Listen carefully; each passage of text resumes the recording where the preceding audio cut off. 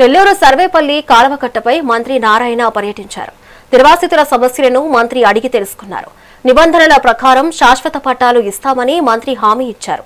అలాగే mega DSC ద్వారా 16,000 ఉద్యోగాలు ఇస్తే ఓర్వలేకే వైసీపీ నిరాహార దీక్షలు చేస్తుందని మంత్రి నారాయణ విమర్శించారు.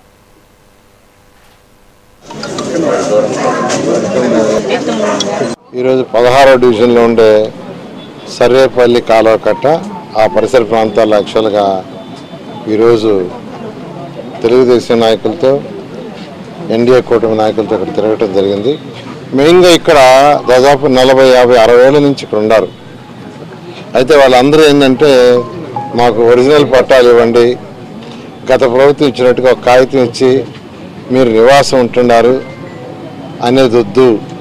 నివాసం ఎట్టా మేము ఉంటున్నాం సార్, మాకు నివాసం ఉంటామని మళ్ళీ ఆ కాగితం అవసరం లేదు, ఒక ఒరిజినల్ పట్టా కావాలి మాకు. ఆ పట్టా నిజమైన పట్టా, వాళ్ళు మాట్లాడే భాష నిజమైన పట్టా ఇవ్వండి, ఒరిజినల్ పట్టా ఇవ్వండి, అంతేగాని నివాసం ఉంటున్నామని ఒక కాగితం ఇవ్వద్దు.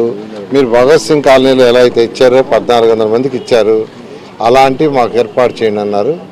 దాని మీద అధికారులతో, కలెక్టర్ గారితో, జేసీతో, ఆర్డీఓతో, అదేవిధంగా మున్సిపల్ శాఖతో, అదేవిధంగా ఇరిగేషన్ శాఖతో వాళ్ళందరితో మాట్లాడాను.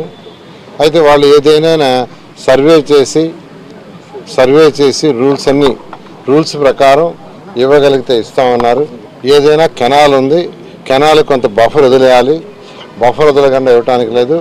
ఎంతైతే బఫర్ ఉందో ఆ బఫర్ వరకు వదిలేసి మిగతా పార్ట్లో ఇవ్వటానికి పాసిబిలిటీ ఉంటే ఇస్తామన్నారు. దాని మీద సర్వే చేయమన్నాను, సర్వే చేస్తున్నారు. ఈరోజు నెల్లూరులోని బాలాజీనగర్ సెంటర్లో మంత్రి నారాయణ ఆకస్మికంగా పర్యటించారు.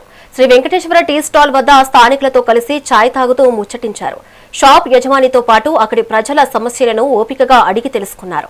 ఎవరికి ఏ కష్టం వచ్చినా తాను అండగా ఉంటానని భరోసా కల్పించారు.